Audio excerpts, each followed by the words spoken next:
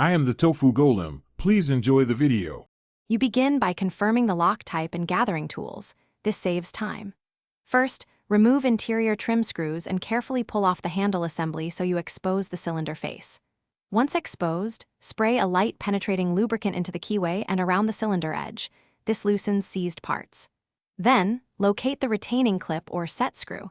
Knowing its position tells you whether to press a clip or unscrew a retainer. Keep parts organized as you proceed. Now you concentrate on freeing the plug. With the retaining clip depressed or the set screw backing out 1 or 2 turns, insert the original key and turn to the unlock position. This aligns internal wafers and is why you can extract it.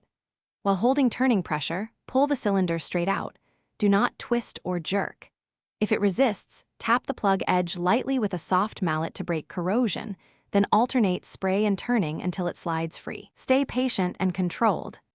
Once the cylinder comes out, you inspect the plug and wafer stack for bent or missing pieces.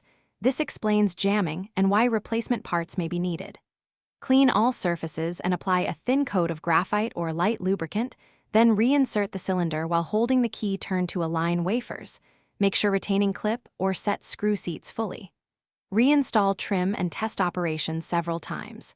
If the plug still won't budge, use a plug follower or call a locksmith to avoid. Thanks for watching. Consider subscribing if we helped you today.